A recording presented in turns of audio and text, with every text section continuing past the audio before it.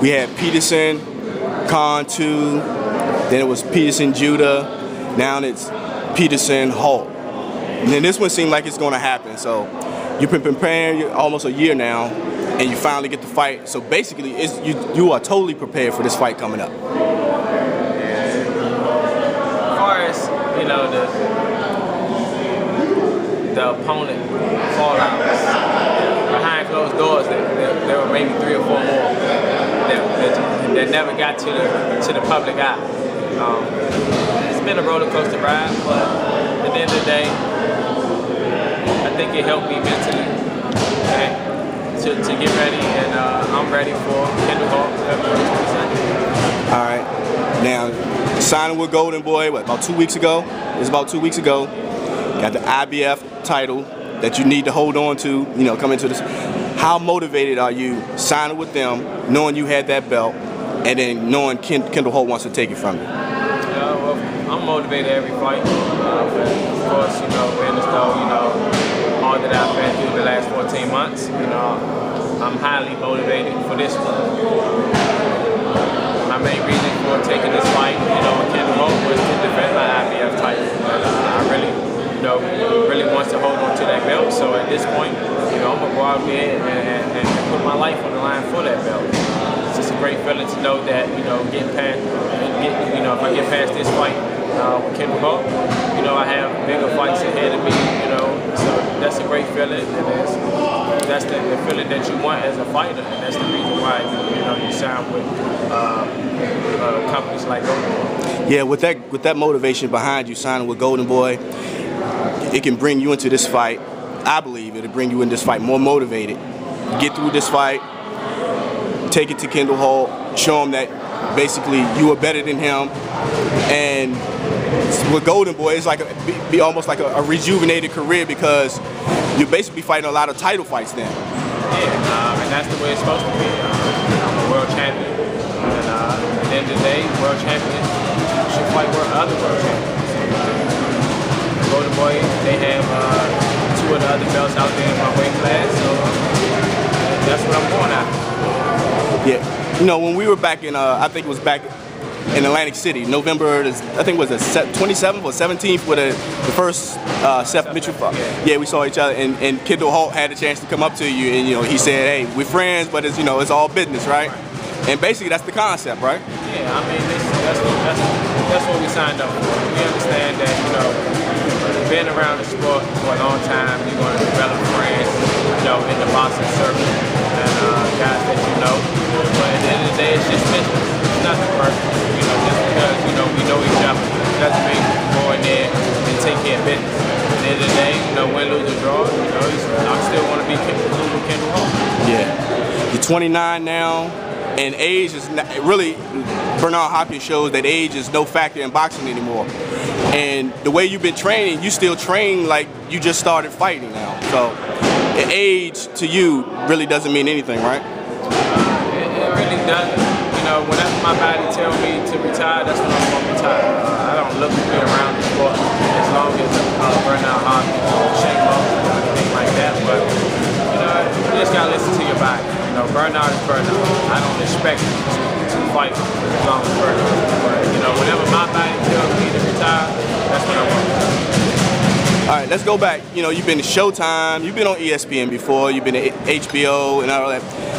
How does it feel to go back to the ESPN network? It's really a great feeling. A lot of people are talking about, you know, I shouldn't be fighting on ESPN, you know, too good of a fight to be fighting here, but really I feel like I'm fighting at home. I really love those guys, you know, on ESPN.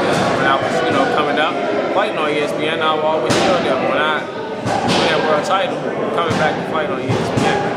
And to really be honest, you know, I had other options to get out of this fight and fight on the Showtime or, you know, on HBO. But this is where I wanted to be. I wanted to defend my title, and landed on ESPN, and I'm happy for it. And fighting on ESPN, it also brings another level to fighting for your fans, because they can actually just tune right in without having to be on pay-per-view. And locally, how does it feel fighting back at the DC Armory?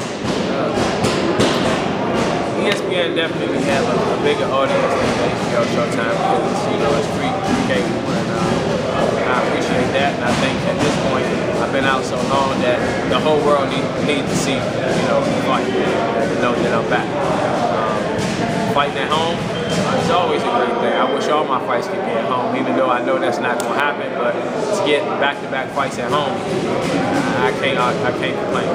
With this fight coming up, are you going to bring a little more to this fight since it's been over a year and since everything's been happening? You know what I'm saying? Are you more? How can I say it? Are you more hungry? You know what I'm saying?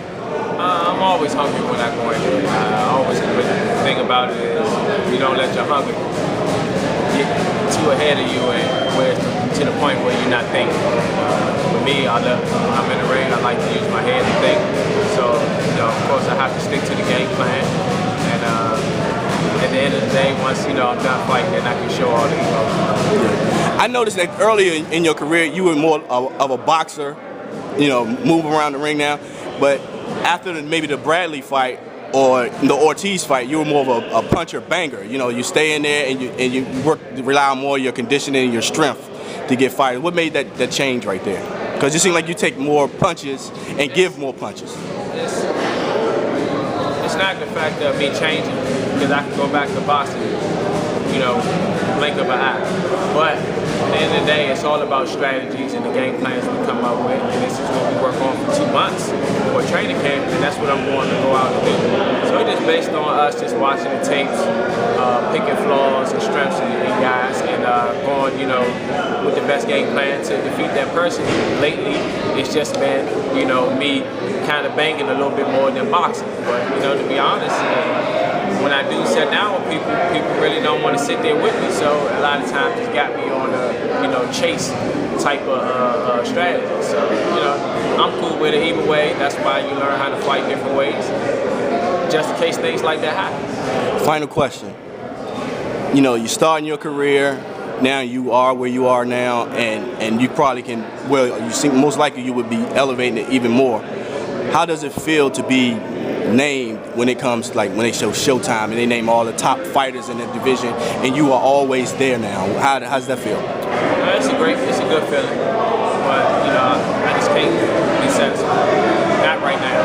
To me, I always look at it as anything that happens to me in the fight game, I appreciate it, but I don't settle for it, and I don't sit back and look at things like that, because at the end of the day, you can't relax until you retire. When I retire, then I can go back and look at it like, man, I did this, or I did pretty good for myself in the boxing game. Sit and get settled with, they said my name, or I'm a world champion.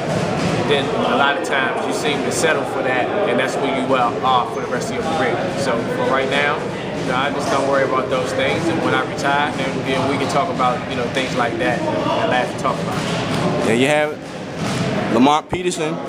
Peterson versus Halt Redemption, February 22nd on ESPN Friday Night Fights.